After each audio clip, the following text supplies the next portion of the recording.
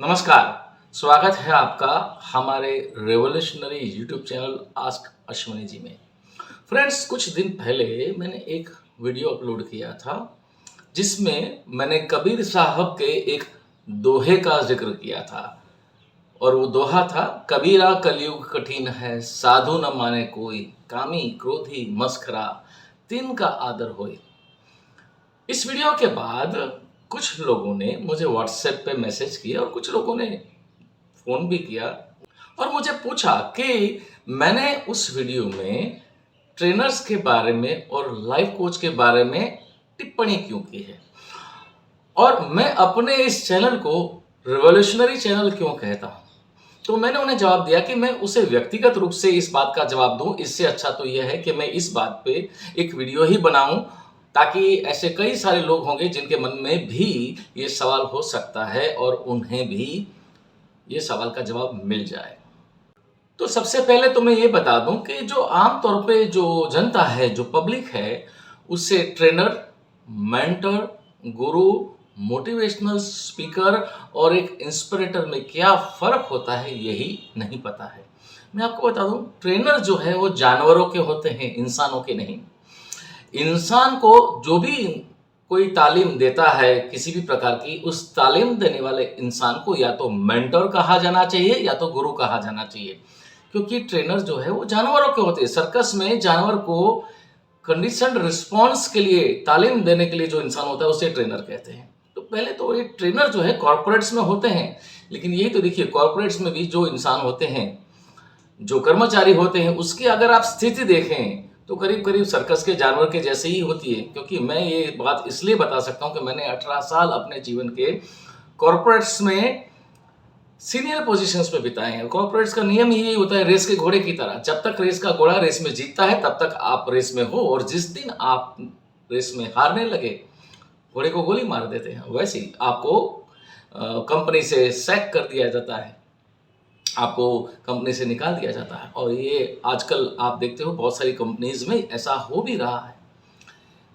तो आप मेरी बात का मर्म समझिए। ट्रेनर का मतलब ये नहीं कि किसी व्यक्ति विशेष से मुझे प्रॉब्लम है या सभी ट्रेनर गलत है, ऐसा मैं नहीं कहता। लेकिन मेरे कहने का तात्पर्य ये है कि आजकल बहुत सारे ट्रेन द ट्रेनर, जिस इंसान को कोई भी बैकग्राउंड नहीं जिसका ट्रेनिंग के बारे में, और वो इंसान 3 दिन का कोई ट्रेन द ट्रेनर वर्कशॉप करके आता है, उसको हाथ में एक सर्टिफिकेट थमा दिया जाता है और दूसरे दिन से वो लोगों को ट्रेन करना शुरू कर देता है। क्या ऐसा संभव है? लाइफ कोच, जो 20-22 साल का लड़का जिसे अपने जीवन का भी खुद पूरा अनुभव नहीं है, जिन्होंने अपने जीवन की शुरुआत नहीं की है, जिन्होंने अपने व्यवसाय के जीवन की, अपने करियर की शुरुआत नहीं की है, वो 3 दिन का कोई वर्कशॉप करके आता है लाइफ कोच, और वो किताबी बातों का ज्ञान प्रकट करके अपने आप को लाइफ कोच होने का वो दावा करता है। क्या ये सही है? मेरे कहने का मतलब ये है, अगर कोई इंसान लाइफ कोच है तो उससे मुझे कोई आपत्ति नहीं है। लेकिन जो मैं कहना चाहता हूँ वो ये है कि आजकल के सोशल मीडिया के दौर में भ्रम और भ्रांतियों का बाजार गर्म है। बहुत सारे लोग सोशल मीडिया का फायदा उठा के योग के बारे में, अध्यात्म के बारे में, धर्म के बारे में, सेक्सुअलिटी के बारे में भ्रामक बातें करते हैं। सिर्फ शारीरिक व्यायाम को ही योग बताया जाता है, जबकि योग केवल शारीरिक स्तर पर नहीं होता है। योग शारीरिक स्तर पे भी होता है, चेतना के स्तर पे भी होता है और आत्मा के स्तर पे भी होता है। तो कई ऐसे लोग आज देखिए सोशल मीडिया पे छाए हुए हैं और ऐसी ऐसी बातें करते हैं, भ्रामक बातें, और सोशल मीडिया पे भरपूर जोरदार जबरदस्त मार्केटिंग करते हैं और अपना एक जन समुदाय बना लेते हैं। हमारे देश में भेड़ बकरियों की कमी नहीं है। जो लोग ऐसा भ्रामक प्रचार करते हैं, भ्रामकताएं फैलाते हैं, उनको भेड़ बकरियों का एक झुंड मिल जाता है, ऐसे लोग मिल जाते हैं जो उनको फॉलो करने लगते हैं। और जब ऐसे लोगों का एक बहुत बड़ा जन समुदाय हो जाता है, तब जो लोग होते हैं ना उस समुदाय में, तो जो इंसान उस पद पे बैठा है, जो भ्रामकता फैलाता है, जो भी बोलता है, लोग मानने लगते हैं। उदाहरण के तौर पे कहूं तो आजकल एक खूबसूरत महिला है जो कथावाचक है और उसके वीडियोस बहुत वायरल हो रहे हैं, और वो अध्यात्म के बारे में, धर्म के बारे में, सेक्स के बारे में इतनी भ्रामक बातें करती है कि कभी कभी आश्चर्य होता है कि ऐसी बातों को भी लोग मानते हैं। कहने का तात्पर्य यह है कि देखिए, उस महिला को लोग जो फॉलो करते हैं वो इसलिए उसमें से ज़्यादातर यंगस्टर्स हैं, क्योंकि एक खूबसूरत महिला है, कुछ बोल रही है तो काफ़ी लोग इसे देखेंगे। और ये लोगों की मानसिकता है। एक आध्यात्मिक गुरु जिसका बहुत बड़ा फैन फॉलोइंग है, वो तरह-तरह की भ्रामक बातें करते हैं आध्यात्म के बारे में, सेक्स के बारे में। उनकी बहुत बड़ी-बड़ी सभाएँ होती हैं और अक्सर ये देखा है मैंने कि जब उनकी सभा में उससे कोई सवाल पूछता है और जब उसके पास उस सवाल का कोई सटीक जवाब नहीं होता है, तो वो फर्राटेदार इंग्लिश बोलना शुरू कर देते हैं और कुछ ऐसी गूढ़ भाषा में, ऐसी कठिन भाषा में बात करना शुरू कर देते हैं कि सवाल पूछने वाला कन्फ्यूज़ हो जाए और वो खुद हीन भावना से पीड़ित हो जाए और हीन अपने आप को अनुभव करने लगे और ये समझने लगे कि हाँ यार, मैं ही मूढ़ हूँ, मैं ही मूर्ख हूँ, ये तो बड़े ज्ञानी हैं। तो ये इस तरह की बातें आज हमारे समाज में हो रही है। हमारे आसपास समाज में ऐसे एक नहीं अनेकों उदाहरण मौजूद हैं। सबसे बड़ा उदाहरण है स्वामी रामदेव बाबा। अब देखिए, व्यक्ति विशेष से मुझे कोई दिक्कत नहीं है, तो इसे गलत अर्थ में मत लीजिएगा, लेकिन स्वामी रामदेव बाबा जो कि रामकिशन यादव है, उन्होंने योग का इतना भ्रामक प्रचार किया है। वो सिर्फ शारीरिक व्यायाम को, आसन को योग बता रहे हैं, पर योग के आधार पर उन्होंने अपना एक ब्रांड करके अपना अरबों खरबों का व्यापार खड़ा कर दिया। और वो भी आज ऐसी बहुत सारी बातों पे भ्रामक बातें करते हैं। वो भी मैंने एक टीवी के एक प्रोग्राम में देखा था कि स्वामी रामदेव बाबा जो अपने आप को एक ब्रह्मचारी बताते हैं, वो एक पति और पत्नी के यौन संबंध के बारे में, सेक्सुअलिटी के बारे में, सेक्सुअल प्रॉब्लम्स के बारे में अपना ज्ञान बांट रहे थे। How can you do that? आपको जिस बात का ज्ञान नहीं है, जिस बात का अनुभव है, उसके बारे में आप कैसे बात कर सकते हो? अगर आप बात करते हो, बात करने में कोई गलत नहीं है, लेकिन इसका मतलब ये है कि ये किताबी बात है। और ऐसा ही होता है, जिन्होंने अपना जीवन अभी शुरू भी नहीं किया है, जिन्होंने अपना करियर शुरू भी नहीं किया है, वो जीवन जीने की कला सिखाते हैं। जिनकी 7 पुश्तों में किसी ने बिजनेस नहीं किया है, वो बिजनेस के फंडे सिखा रहे हैं। वो आप अपना व्यापार कैसे बढ़ा सकते हो, वो सिखा रहे हैं। तो कहीं ना कहीं ये सारी बातें किताबी बातें हैं। अगर मैं आपको कहूं कि मैं आपको बिजनेस कैसे करना सिखाना चाहता हूं, और अगर आपको रतन टाटा या मुकेश अंबानी भी बिजनेस सिखाना चाहते हो, तो आप किससे बिजनेस सीखना पसंद करेंगे, मुझसे या रतन टाटा या मुकेश अंबानी से? जाहिर सी बात है, मेरी कोई औकात नहीं है कि मैं आपको बिजनेस सिखाऊं। लेकिन चूंकि सोशल मीडिया में online marketing, online learning, digital age है, तो इसका फायदा लेके कुछ ऐसे लोग जिसको किसी सब्जेक्ट का पूरा ज्ञान नहीं है, ऐसे लोग 2-4 किताबें इधर उधर से पढ़ ली, कुछ 2-4 वर्कशॉप कर लिए और उन्होंने भी अपना एक ऑनलाइन कोर्स या वर्कशॉप तैयार कर लिया और बेचने लगे। ऐसे बहुत लोग मौजूद हैं। मेरा आपसे कहने का मकसद जो ये है कि सतर्क रहें। और ये लोग सोशल मीडिया पे अपना भरपूर जबरदस्त मार्केटिंग करते हैं और भ्रांति फैलाने वाले को, भ्रम फैलाने वाले को बहुत आसानी से जल्दी प्रसिद्धि भी मिल जाती है। ऐसा नहीं है कि मैं अपना मार्केटिंग सोशल मीडिया पे नहीं करता, लेकिन मैं सत्य को उजागर करता हूं मेरे वीडियोस के माध्यम से, मेरे कोर्स के माध्यम से। और मैं ये कहता हूं कि आप मुझे 50 सवाल पूछ सकते हो, मैं जो बात बोलता हूं ऐसा जरूरी नहीं है कि मेरी बात को आप स्वीकार कर लो, लेकिन उसी बात को आप स्वीकार करो जो तर्क के आधार पर और प्रयोगों की कसौटी पे खरी साबित हो।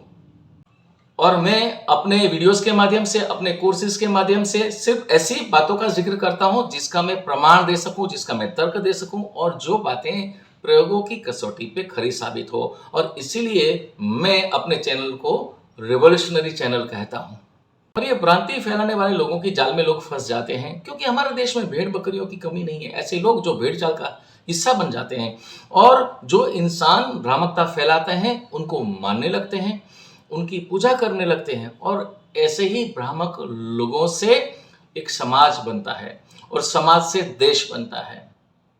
ऐसी ही भ्रामकताओं की वजह से बहुत सारे पंथ और संप्रदाय बनते हैं, और ये पंथ और संप्रदाय जो भ्रामकताओं पर टिके हैं, और उसी पंथ और संप्रदायों का हमारे देश की अर्थव्यवस्था पर, हमारे देश की राजनीति पर उनका काबू होता है। हमारे देश की अर्थव्यवस्था, हमारे देश की राजनीति इस भ्रामक पंथ और संप्रदायों से प्रभावित होती है, और इसीलिए इस वजह से हमारी आने वाली जो फ्यूचर जनरेशन का जो भविष्य है वो भी प्रभावित होता है।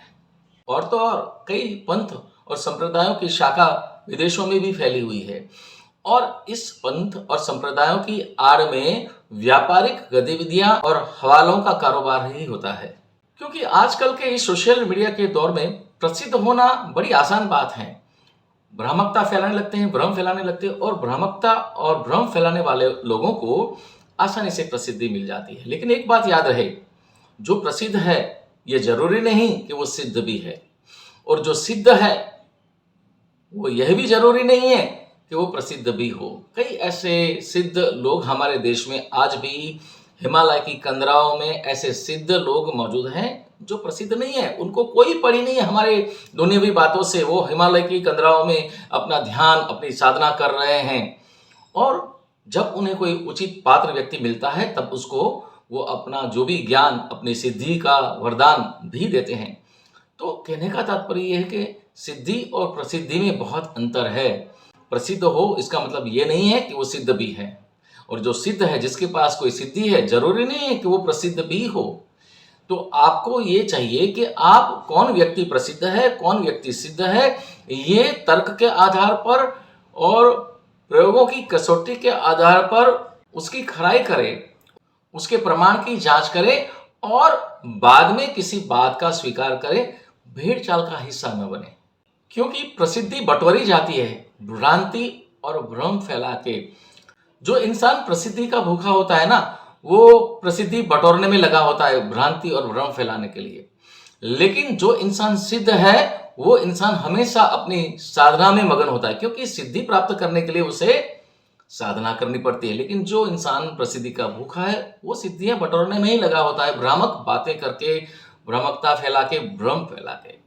मेरा कहने का तात्पर्य आपसे ये है कि चाहे कोई भी हो, मैं ये भी नहीं कहता कि आप मेरी बात का भी स्वीकार करें। मेरी बात के जो भी मैं बात करता हूं अपने वीडियोस के माध्यम से, अपने शिविर में, अपने कोर्स में, मुझे यहाँ तक कि जो मेरे आश्रम में आस्था ध्यान केंद्र जो कि नवसारी के पास गुजरात में स्थित है, जो भी मिलने आता है उसको भी मैं कहता हूं कि आप कभी भी मेरे पास आते हैं, मेरे से मार्गदर्शन चाहते हैं, तो आपको पूरा हक है मेरा पोस्टमार्टम करने का, मेरी बात की जांच पड़ताल करने का।